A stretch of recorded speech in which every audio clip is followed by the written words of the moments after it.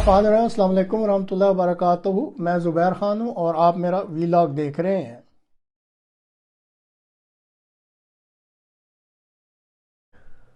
बैनुल अक़वामी अदालत इंसाफ में इसराइल के मज़ालिम के ख़िलाफ़ आयरलैंड की शेरनी के दलाइल और हूतियों पर हमला की ताज़ा तरीन सूरत हाल। ये हैं वो मौजू जिन के बारे में आज के प्रोग्राम में मुख्तसरन बात की जाएगी। इसराइल ने गज़ा में फ़लस्तीनियों के ख़िलाफ़ जो मज़ालिम बरपा रखे हुए हैं, जनूबी अफ्रीका ने बैनुल अक़वामी अदालत इंसाफ में इसराइल के ख़िलाफ़ फ़लस्तीनियों की नस्ल कुशी का मुकदमा दायर कर रखा है। इस मुकदमा की पैरवी आयरलैंड की इंसानी हकूक़ की नामवर और इनाम याफ्ता सनफ़े आहन वकील मोहतरमा बलीनी घरा लाइच कर रही हैं। इस मुकदमा की कार्रवाई अक़वाम मुत्तहिदा के जेनोसाइड कन्वेंशन के तहत की जा रही है। जेनोसाइड कन्वेंशन के मुताबिक इंसानों के किसी भी तबका को कौमियत, गिरोह, नस्ल और मजहबी बुनियादों पर मुकम्मल या जुज़वी तौर पर तबाह करने वाली सरगर्मियाँ जेनोसाइड के जुर्म के ज़ुमरा में आती हैं। 12 जनवरी को बैनुल अक़वामी अदालत इंसाफ में 15 बाकायदा मुनसफ़ीन और 2 इजाफ़ी जजेस के सामने शेरनी वकील नी ने दलाइल पेश किए हैं। उन्होंने सेक्रेटरी जनरल यूएनओ का बयान भी पेश किया, जिसमें कहा गया है कि इस वक्त गज़ा में अंदोनाक इंसानी अलमिया जारी है। ज़िंदगी जीती जागती जहन्नम बन चुकी है। हर तरफ खून का समुंदर बह रहा है और गज़ा की पूरी पट्टी मौत की भयानक वादी का सा मंजर पेश कर रही है और ऐसी सूरत हाल बना दी गई है कि 2 मिलियन की आबादी को एक तंग जगह पर महसूर करके इस पर हर तरफ से हमले किए जा रहे हैं। खुले आसमान तले ये मजबूर और बेकस लोग मौसम की शिद्दत का शिकार हैं। आसमान से मिसाइलों, रॉकेटों और बमों की बारिश बरसाई जा रही है। ज़िंदा रहने के लिए जो बुनियादी चीज़ें दरकार होती हैं वो मुहैया नहीं की जा रही या उनके लिए रुकावटें पैदा की जा रही हैं। और अब इस आबादी में मुख्तलिफ़ किस्म की बीमारियां और वबाएँ भी फैलना शुरू हो गई हैं।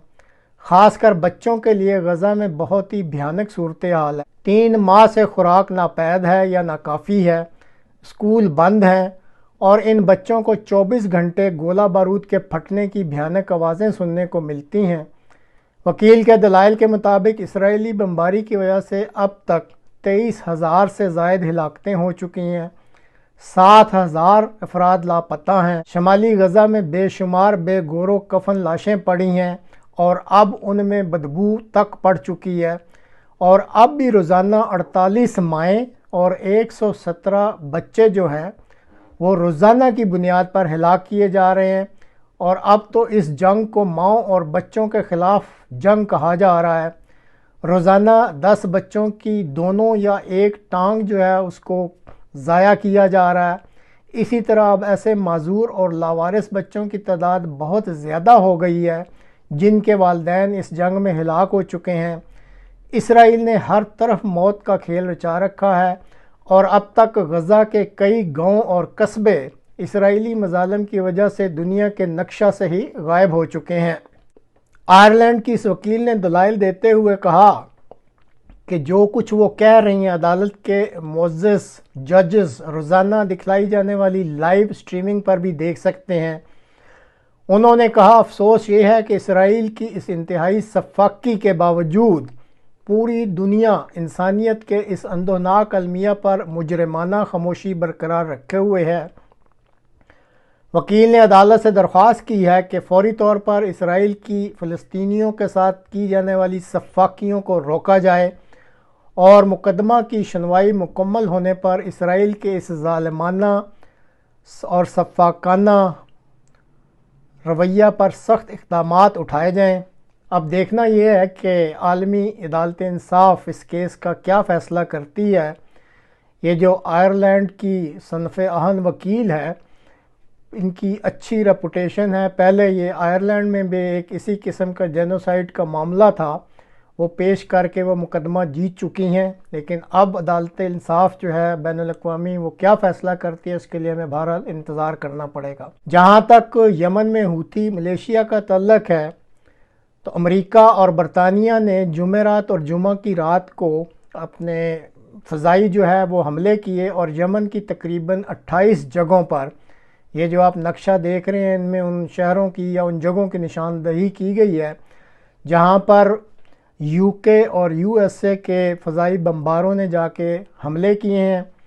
پھر اس کے بعد جو ہفتہ کی صبح یعنی آج کے روز ہی مقامی وقت کے مطابق ابھی صبح ہو رہی تھی، تو بحری جہاز امریکہ کا ہے ایک یو ایس ایس کارنی، اس سے پھر ٹام ہاک میزائلوں کے ذریعے دوبارہ حملہ کیا گیا ہے، اور یہ جو یمنی ملیشیا ریڈار استعمال کرتی ہے جو کہ نصب ہے مختلف جگہوں پر، ان ریڈار سٹیشنوں کو ان ٹام ہاک میزائلوں کے ذریعے تباہ کر دیا گیا ہے، کیونکہ یہ وہ ریڈار ان کی مدد سے حوثی ملیشیا جو ہے وہ تجارتی جہازوں پر ریڈ سی میں حملے کر رہی تھی۔ امریکہ نے ایک عقل مندی کی یا ایک آپ کہہ لیں چالاکی یا عیاری کی کہ ان حملوں سے قبل اس نے سیکیورٹی کونسل میں قرارداد پیش کر کے اس کو پاس بھی کروا لیا، گو بعد میں رشیا اس پہ واویلا کر رہا ہے، لیکن پوچھنے والے یہ پوچھتے ہیں کہ اگر اب جو واویلا کر رہے تو اس وقت ویٹو کر دیتے، یہ قرارداد نہ پاس ہوتی۔ لیکن بہرحال جیسے امریکہ کا وتیرہ ہے کہ جب بھی وہ کوئی بڑا قدم اٹھاتا ہے اس سے پہلے اس کی کوئی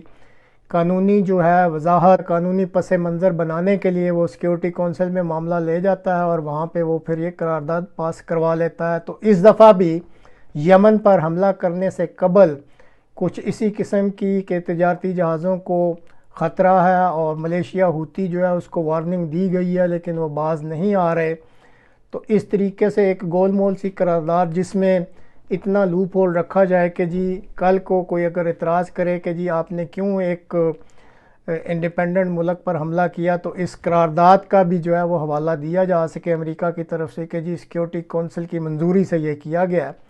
بہرحال جو پہلے حملہ کیا گیا تھا اس کے بعد بھی اور جو اب کیا گیا، حوثی ملیشیا کے جو کمانڈر ہیں وہ ہر حملے کے بعد امریکہ اور برطانیہ کو مزید دھمکیاں دے دیتے ہیں کہ ہم ریٹیلیٹ کریں گے اور ہم دیکھ لیں گے، اب آپ نے ہمارے ملک کی سرزمین پر حملہ کیا ہے جبکہ ہم نے آپ کے سرزمین پر کوئی حملہ نہیں کیا تھا، اب ہم آپ سے دیکھ لیں گے۔